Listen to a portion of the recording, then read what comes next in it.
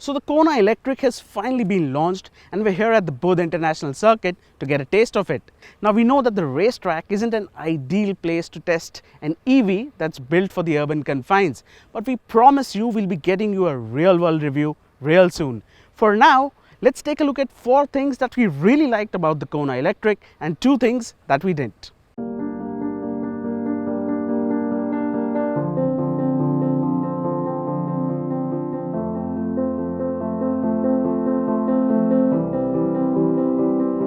If you thought that EVs are supposed to look unconventionally weird, then you're going to be disappointed because the Kona EV is one good looking crossover. It's compact yet has a wide stance with a long wheelbase, and short overhangs give it a sporty appeal. The front is where all the action is for the Kona, with the DRLs placed in the position of the headlights with the actual LED headlights located below. No family cascading grille for the Kona. Instead, you get a flattish grille with graphic elements on it, with a charging port also located in one corner. On the sides, the subtle cladding and skid plates at the back give it an SUV appeal. Overall, the Kona Electric is a good-looking car and will stand out from the crowd. For 25.3 lakh rupees, Hyundai has thrown in a lot of features with the Kona Electric.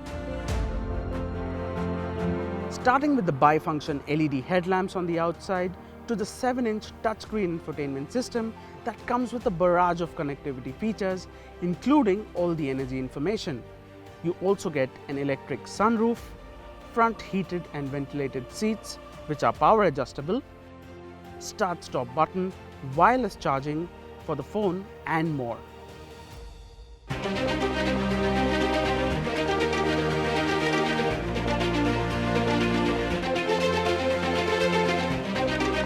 Now talking about performance, the Kona Electric comes with a permanent magnet synchronous electric motor, and that belts out 134 bhp and a whooping 395 Nm of torque.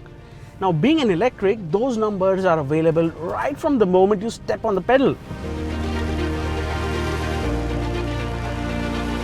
While it's no Tesla, the performance will definitely surprise you. Hyundai claims a 9.7 seconds to 100 km per hour, and we believe them. You also get 4 driving modes to choose from, namely Eco Plus, Eco, Comfort and Sport. And yes, Sport mode does make you the happiest. Now coming to the most important aspect of the Kona Electric, its range. So did it run out of juice as we hot-footed it around the Bodh circuit? No, it didn't. Handling the battery duties is a high voltage 39.2 kWh lithium ion polymer battery, which according to Hyundai offers an Arai claimed range of 452 km. Now that's a massive figure considering the Kona will primarily be used for city commuting. Even after lapping the race circuit for a few laps, the Kona Electric held its charge pretty well, and there was still plenty of battery life left.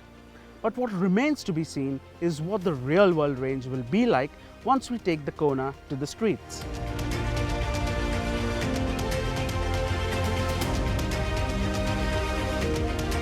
Now that we're done with the positives, let's take a look at the negatives. While the front seats are fantastic, the Kona Electric isn't the most spacious at the rear. While knee room is decent, it just isn't wide enough to seat 3 adults comfortably. Plus, the floor is quite high thanks to the battery laid out at the bottom, so under thigh support suffers as well. While the Kona Electric is an absolute tech fest and comes loaded with features, as of today, it cannot be your only car. Even with Hyundai offering a humongous amount of support by providing 2 chargers and charging outlets at dealerships, one still cannot think of wandering out far with the Kona, at least until the government steps in with more support by adding more charging outlets. At 25.3 lakhs, the Kona Electric is a brilliant effort by Hyundai to kickstart its electric innings in India.